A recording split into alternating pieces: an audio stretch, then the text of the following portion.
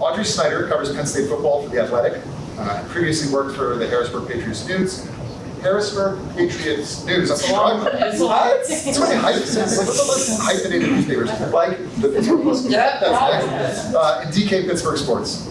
Prior to this recognition this evening, Audrey has also been honored by the Football Writers Association of America, the Pennsylvania News Media Association, and has worked closely with Penn State's student-run chapter of the Association of Women in Sports Media, which I recently learned uses the acronym AWESOME, which in and of itself is awesome. Okay, so that's great.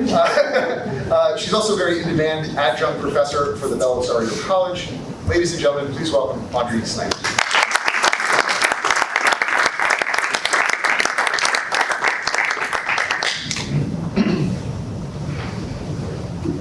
Can't thank you all enough tonight for being here.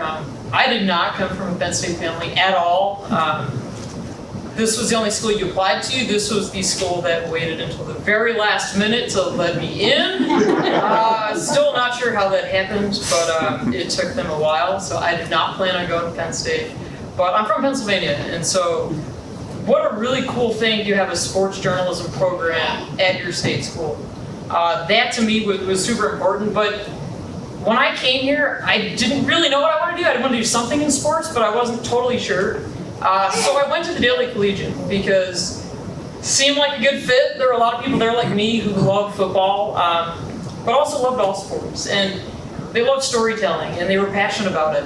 And we were also a really quirky group of people. And I can tell you that has not changed. I now have a lot of these students, and they are collegian kids, and it's very, very similar. But the thing that got me was the kindness of the people here.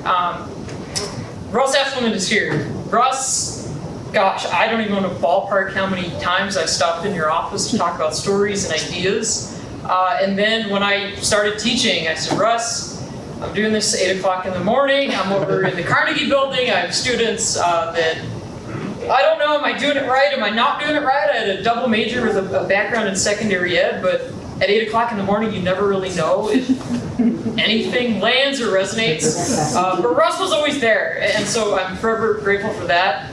Marie, we met, gosh, really early on. I came to Penn State because of the sports journalism, but I stayed because the people are so passionate and they care about it. The fact that, now we can question how many people were actually in the game yesterday, not tailgating. Roughly 107,000 people were there yesterday. Maybe quite a few thousand more in the parking lots during the game. But people care, and the fact that people read my work everywhere is a testament to this place, because this place taught me so much. Malcolm Moran was, gosh, when I started, Malcolm was, I always tell students now, I say, Malcolm was John Affleck. Malcolm was the guy in charge of the sports, and John's in here somewhere. There he is, back corner. Malcolm said to me, hey, I'll help you figure out what you want to do. And that to me was really meaningful because, again, as a woman in this industry, it's different. When I started, I was the only woman in the press box. More often than not, that's been the case throughout my 12 years on the beat now, 13, I guess. But it also meant a lot to me to have someone like Lori Shantz, who used to be here.